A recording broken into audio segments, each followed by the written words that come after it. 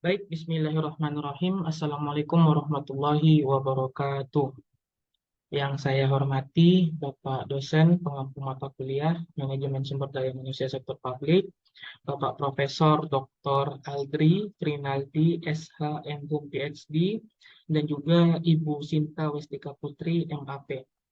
Baik, sebelumnya perkenalkan saya Muhammad Ilham dengan NIM 2204-2366 dari Departemen Ilmu Administrasi Negara.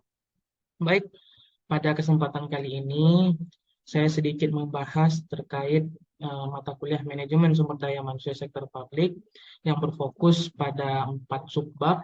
Yang pertama, pembinaan SDM, yang di dalamnya termasuk disiplin SDM, pembinaan jiwa korps dan kode etik SDM, dan pembinaan dan sistem karir.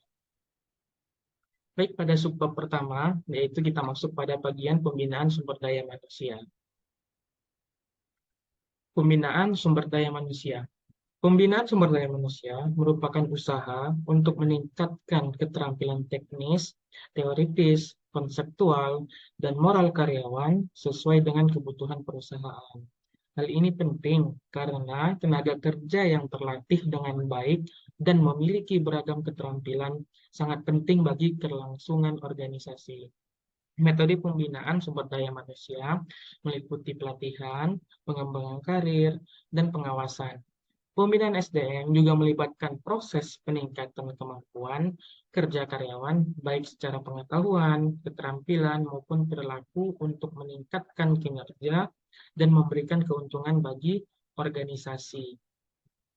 Nah, kesimpulan yang bisa kita ambil dari disiplin SDM ini, bahwasanya SDM itu merupakan suatu keharusan yang diberikan kepada karyawan agar dapat karyawan mengembangkan skill-skillnya, keterampilannya, pengetahuannya untuk menunjang kinerja suatu organisasi. Nah, hasil yang diberikan dari karyawan itu akan menentukan bagaimana akan jenjang karir mereka ke depannya. Jika mereka memiliki soft skill yang baik, keterampilan yang baik, pengetahuan yang baik, maka tentu sistem karir ke depannya akan lebih baik lagi. Nah, disiplin SDM ini juga mencakup aspek pengaturan dan penegakan aturan serta standar kinerjanya. Bagaimana suatu karyawan bisa menyesuaikan standar kerjanya di suatu perusahaan. Nah, untuk melebihi standar kinerjanya, mereka akan diberikan pembinaan SDM meliputi pelatihan, pendidikan, dan pengawasan. Juga disiplin kerja merupakan kunci keberhasilan suatu organisasi dalam mencapai tujuannya. Jadi kalau seandainya pembinaan SDM tidak baik dalam suatu perusahaan, maka perusahaan tersebut tidak akan bisa mencapai suatu tujuannya secara baik dan efisien, tetapi akan pasti memakan waktu yang lebih lama untuk mencapai tujuan standar operasionalnya. Selanjutnya, pada bab kedua, kita masuk pada bagian disiplin SDM.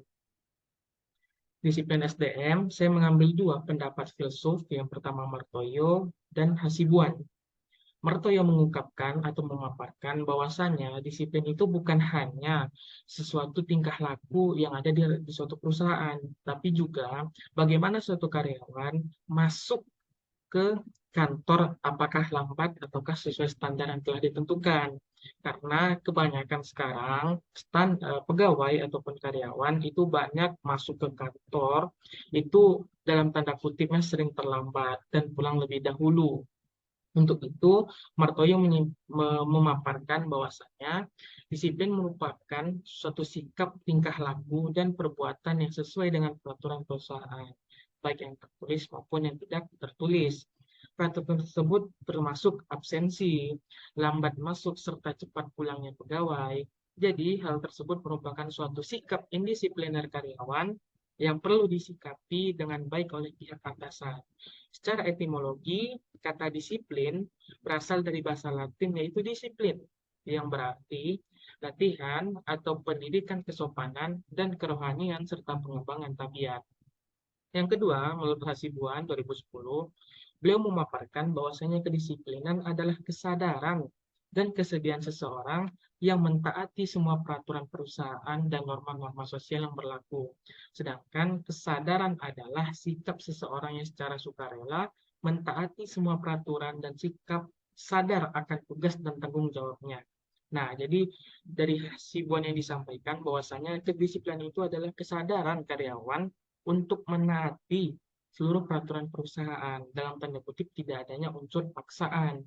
Dan memang dalam konteksnya sekarang seluruh karyawan wajib menaati seluruh peraturan yang ada. Dikarenakan apa?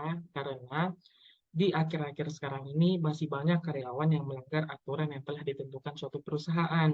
Contohnya, dalam tanda kutip suatu instansi, instansi tersebut memiliki aturan bahwasanya pegawai tidak ada yang boleh keluar di jam operasionalnya, dan selain dari kunjungan kerja ataupun ada hal keperluan kerja yang lainnya, entah itu tujuan ke instansi yang lain ataupun memang menemui konsumen yang lain. Tetapi pada saat ini masih banyak perusahaan-perusahaan, pegawai perusahaan yang dalam tanda kutipnya ada waktu senggang di waktu kerjanya, itu malah pergi keluar mengerjakan sesuatu yang bukan di luar konteks kerjaan. Makanya Hasibuan mengungkapkan bahwasanya kedisiplinan itu adalah kesadaran seseorang untuk mentaati semua peraturan perusahaan. Dan sedangkan kesadaran adalah sikap seseorang yang secara sukarela mentaati semua peraturan dan sadar akan tugas dan tanggung jawabnya. Nah, makanya karyawan yang memiliki kedisiplinan yang tinggi pasti akan secara sadar dan secara sukarela untuk menaati peraturan yang ada. Nah, kedisiplinan ini juga bukan hanya menjalankan sesuatu peraturan saja, bukan hanya patuh pada atasan saja, tetapi bagaimana seseorang karyawan bisa memiliki hubungan baik antar sesama karyawan, bagaimana karyawan tersebut bisa menciptakan kondisi baik secara pertemanan ataupun dalam lingkup ruang kerja. Nah, kesimpulan yang bisa kita ambil dari disiplin ini adalah disiplin adalah suatu ilmu yang disiplin ada suatu sikap dan perilaku yang dapat menumbuhkan perasaan seseorang untuk merubah dan meningkatkan tujuan organisasi dengan cara mentaati peraturan yang ada di dalam suatu instansi agar tercapainya tujuan. Makanya disiplin ini wajib didorongkan atau digadang-gadangkan di semua perusahaan agar dapat perusahaan tersebut secara tertib dan karyawannya secara baik dan terciptanya kondisi hubungan kerja yang sangat elok itu akan mempermudah instansi agar mencapai tujuan perusahaannya. Nah, kita bahas sedikit, disiplin ini kan mencakup aspek pengaturan dan penegakan aturan, serta standar kerja di perusahaan. Juga disiplin merupakan kunci keberhasilan suatu organisasi dalam mencapai tujuannya. Jenis disiplin kerja itu meliputi disiplin preventif, korektif, dan indikator disiplin waktu. Yang saya sebutkan tadi bahwasanya karyawan sesuai standarnya, maksudnya jam berapa dan pulangnya jam berapa. Dalam tanda kutip, kalau misalnya ada waktu lembur, itu pasti akan menjadi hitungan yang lebih lainnya. Nah, pengelolaan sumber daya manusia, pemilihan disiplin juga merupakan bagian penting dari pengembangan sumber daya manusia untuk mencapai kinerja yang optimal. Selanjutnya, kita masuk pada subbab bagian yang ketiga, yaitu, sebelum itu, kita akan membahas sedikit tentang langkah-langkah penegakan disiplin SDM. Yang pertama, ada pembuatan peraturan yang jelas dan dapat dipahami oleh seluruh pegawai. Nah, instansi jika ingin karyawan yang mematuhi peraturan yang ada, dia harus membuatkan atau merumuskan sesuatu peraturan yang dapat dipahami oleh karyawan-karyawannya. Karena apa? Karena dalam tanda kutipnya, jika dibikin suatu aturan yang belum terlalu jelas dan masih bersifat baku, dalam tanda kutip bakunya itu hanya berfokus pada kinerjanya saja, belum pada yang lainnya, itu pasti akan dalam tanda kutipnya menyusahkan atau sedikit mempersulit karyawan untuk memahami aturan yang ada. Yang kedua, penerapan pengawasan yang konsisten untuk memastikan kepatuhan terhadap peraturan. Nah, suatu peraturan kita bisa melihat apakah efektif dan sudah dijalankan para karyawan, kita harus melakukan pengawasan. Nah, pengawasan tersebut bisa kita dalam tanda kutipnya dilakukan pada tiap bulannya atau per 6 bulan atau tiap tahunnya. Itu pasti harus dilaksanakan agar dapat melihat bagaimana karyawan apakah sudah menjalankan peraturan yang ada secara baik ataupun belum baik. Yang ketiga, pemberian sanksi atau hukuman yang sesuai bagi pelanggaran disiplin. Nah, bagi karyawan-karyawan yang melanggar peraturan yang ada di suatu perusahaan, maka perusahaan wajib memberikan sanksi atau hukuman kepada karyawan tersebut. Apakah itu sanksi lisan, apakah sanksi surat peringatan, apakah sanksi diskors, atau dan lainnya. Nah, yang keempat, pembinaan disiplin melalui pendekatan preventif dan korektif. Selanjutnya, pada subbab bagian ketiga, kita akan masuk pada bagian bab pembinaan jiwa korps dan kode etik. Pada subbab bagian ini, saya berfokus pada pegawai negeri sipil, yang termasuknya ada aparat kepolisian, tentara, dan para PNS yang lainnya. Nah, pembinaan jiwa korps dan kode etik itu berdasarkan peraturan pemerintah Nomor 42 Tahun 2004 yang dimaksudkan dengan jiwa korps PNS adalah rasa kesatuan dan persatuan, kebersamaan, kerjasama, tanggung jawab, dedikasi, disiplin, kreativitas, kebanggaan, dan rasa memiliki organisasi PNS dalam Negara Kesatuan Republik Indonesia. Nah, pembinaan jiwa korps dan kode etik ini bukan hanya berfokus pada PNS saja, tetapi ada juga pada karyawan-karyawan yang lainnya, tergantung bagaimana kita mengkondisikan suatu kasus di lapangannya. Tetapi saya pada subbab bagian ini saya berfokus pada PNS.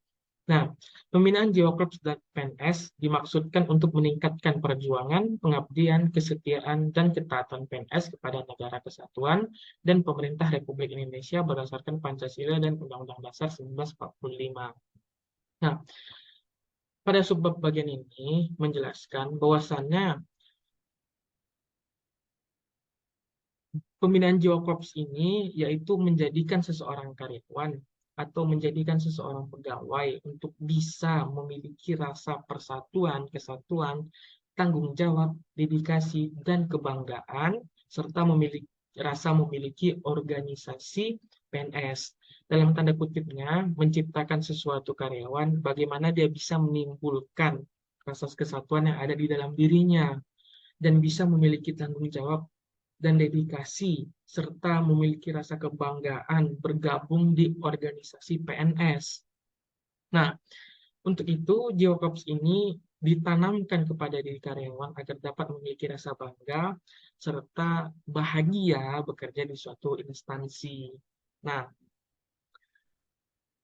pembinaan jiwa korps dan kode etik merupakan bagian penting dari pengembangan sumber daya manusia di lingkungan pegawai negeri sipil.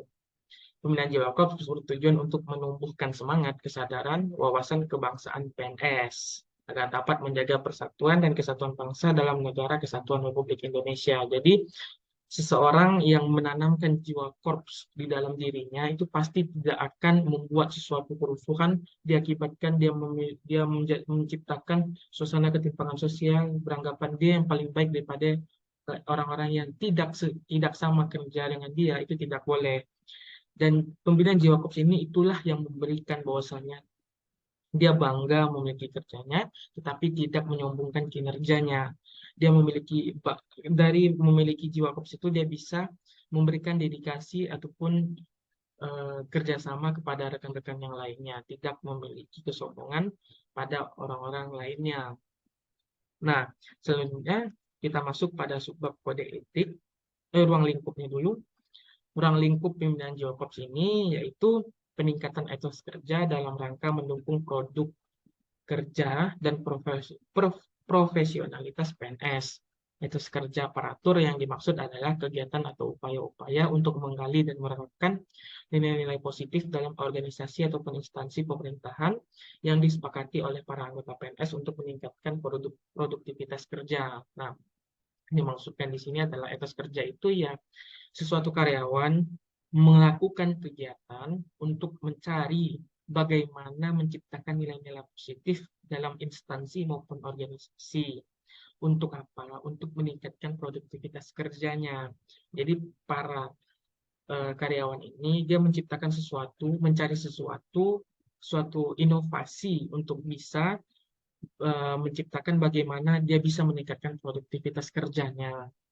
Yang kedua, partisipasi dalam penyusunan kebijakan pemerintah yang terkait dengan PNS. Nah, para karyawan atau anggota PNS itu bisa dan wajib ikut serta dalam penyusunan kebijakan. Agar apa? Agar tidak terjadinya miskomunikasi dan tidak terjadinya ketimpangan antara karyawan A dan karyawan B. Itu suatu kebijakan pasti harus netral dan sama rata. Yang ketiga, peningkatan kerjasama antara PNS untuk memelihara dan memupuk kesetiakawanan dalam rangka meningkatkan jiwa korps PNS. Nah, jadi para karyawan ini atau para pegawai ini itu bisa memelihara dan memupuk kesetiakawanan. Jadi tidak adanya musuh di dalam suatu instansi maupun perusahaan. Karena pembinaan jiwa korps ini itu tidak menciptakan seseorang karyawan agar bisa agar bisa merendahkan karyawan lain, bukan. Tetapi pembinaan jiwa korps ini itu adalah memiliki rasa bangga kerja di suatu instansi dan bisa menciptakan kehangatan atau keharmonisan pada karyawan-karyawan yang lainnya. Tidak ada rasa iri dengki kepada karyawan yang lainnya. Dan itulah tujuan pembinaan jiwa korps ini, agar para karyawan bisa bekerja sama tanpa membedakan karyawan satu dan karyawan yang lainnya. Yang keempat, yaitu perlindungan terhadap hak-hak sipil ataupun kepentingan PNS yang sesuai dengan peraturan-peraturan perundang-undangan yang berlaku dengan tetap mengedepankan kepentingan rakyat, bangsa, dan negara. Nah, jadi para PNS ini itu akan menciptakan atau akan memberikan perlindungan terhadap hak-hak sipil. Jangan pula menjadi karyawan yang tidak melindungi hak-hak sipil. Itu tidak boleh, karena itu pasti akan menciptakan sesuatu suasana yang keruh dan tidak baik. Nah, untuk itu pembinaan jiwa korps ini sangat baik diterapkan di seluruh instansi maupun di seluruh perusahaan. Agar apa? Agar dapat menciptakan karyawan memiliki rasa persatuan, rasa keakraban, dan tidak melakukan tumpang tindih perbedaan perlakuan antara karyawan A, karyawan B maupun karyawan C. Dan dalam pembinaan jiwa korps ini itu mengajarkan bahwasanya seluruh pegawai itu sama dan tidak ada perbedaannya. Hanya perbedaan pada status kinerjanya saja. Ada yang menjadi pemimpin, pembina, maupun karyawan yang biasanya. Tetapi walaupun memiliki perbedaan antara tingkatan kerja dan tingkatan perusahaan, itu hanya perbedaan pada bidang kerjanya saja, bukan beda pada strata sosialnya saja. Strata sosialnya itu ya sama-sama PNS maupun karyawan perusahaan atau karyawan negara bagi para PNS. Selanjutnya, kita masuk pada subbab kode etik. Kode etik PNS adalah pedoman, sikap, tingkah laku, dan perbuatan PNS di dalam melaksanakan tugasnya dan pergaulan hidup sehari-hari.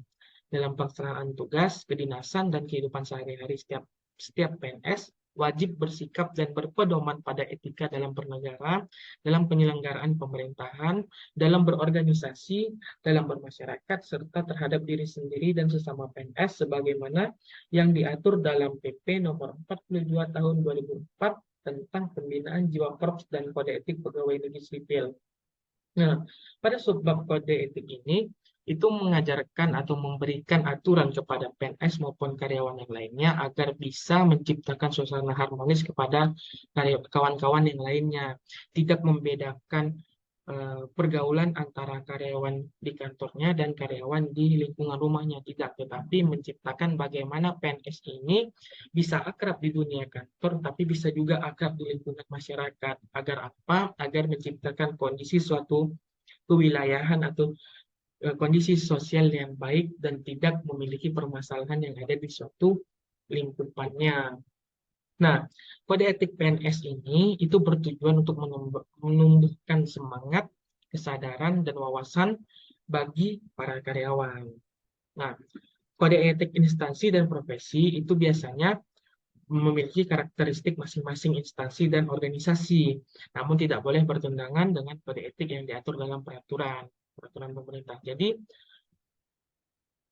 pihak swasta atau pihak instansi maupun perusahaan yang lainnya itu pasti memiliki kode etik yang tersendiri, memiliki suatu karakteristiknya sendiri lah untuk menentukan bagaimana peraturan yang ditetapkan untuk mengatur kode etik karyawannya. Tapi dalam menciptakan regulasi tersebut itu tidak boleh menentang pada Undang-Undang Nomor 42 Tahun 2004 tentang pembinaan jiwa korps dan kode etik pegawai negeri sipil. Itu pasti pedomannya ke situ seluruhnya. Nah, pembinaan jiwa korps dan kode etik pegawai negeri sipil itu melibatkan pembentukan majelis kode etik yang bertugas untuk menegakkan kode etik dan memberikan sanksi moral kepada PNS yang melanggar. Jadi, jika suatu PNS ataupun karyawan melanggar kode etik tersebut, itu pasti dapat dikenakan sanksi. Siapa yang memberikan sanksinya? Bisa saja dari perusahaan, bisa saja dari pimpinan instansi maupun pimpinan organisasi. Itu pasti akan memberikan sanksi yang tegas kepada karyawan ataupun pegawai agar tidak mengulangi kesalahan yang sama.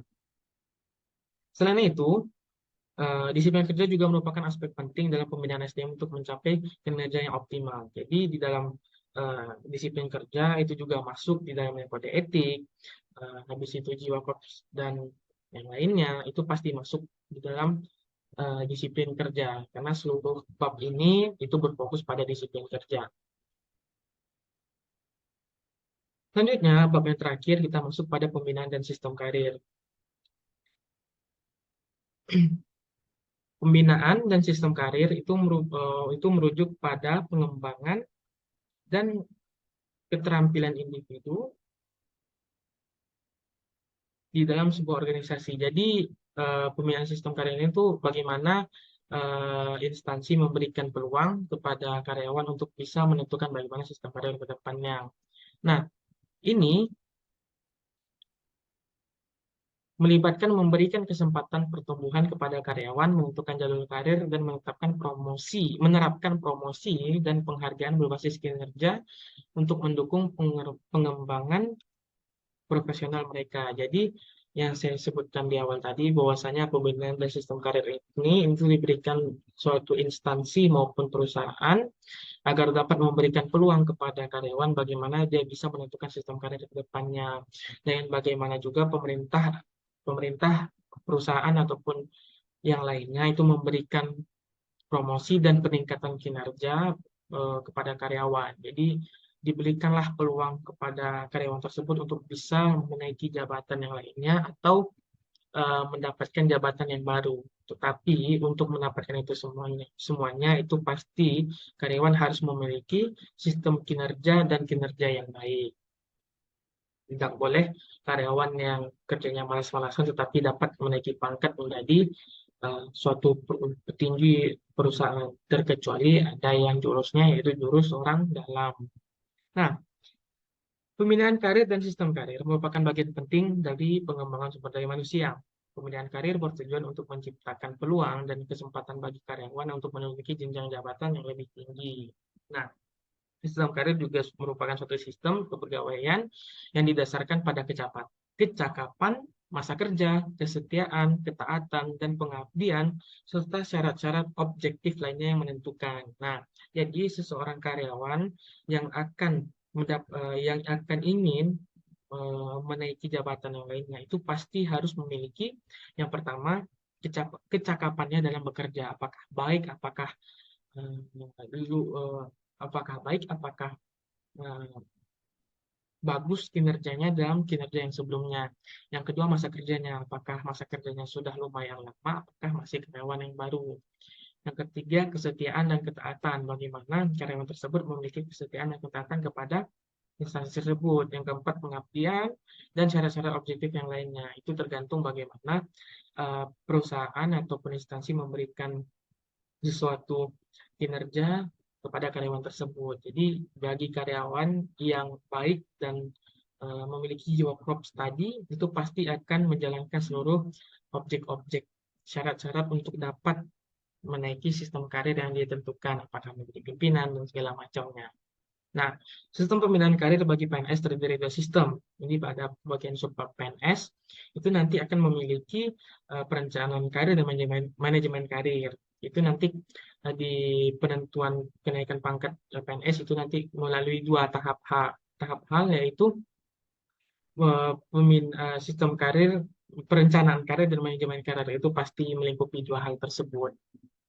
Nah, untuk melibatkan perencanaan karir dan manajemen karir itu pasti melalui yang pertama bagaimana pengetahuan karyawan ataupun PNS, yang kedua keterampilannya, etikanya, dan jiwa kepemimpinannya bagaimana. Jadi dalam lingkup PNS, jika ingin menaiki jabatan yang baru itu pasti akan dilihat bagaimana pengetahuan dia dalam pekerjaannya, bagaimana keterampilan dalam bekerjanya, bagaimana etika pada saat kerjanya terhadap karyawan ataupun atasan, dan bagaimana jiwa kepemimpinan karyawannya, apakah ada peluang untuk membesarkan atau melatih jiwa kepemimpinan karyawan tersebut.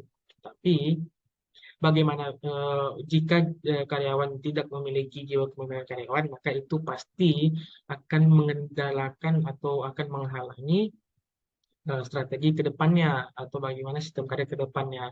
Dan tidak akan mungkin juga sesuatu karyawan atau suatu instansi memiliki pemimpin yang tidak memiliki jiwa kepemimpinan terhadap karyawannya.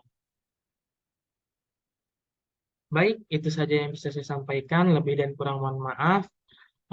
Billahi taufik wal hidayah. Assalamualaikum warahmatullahi wabarakatuh.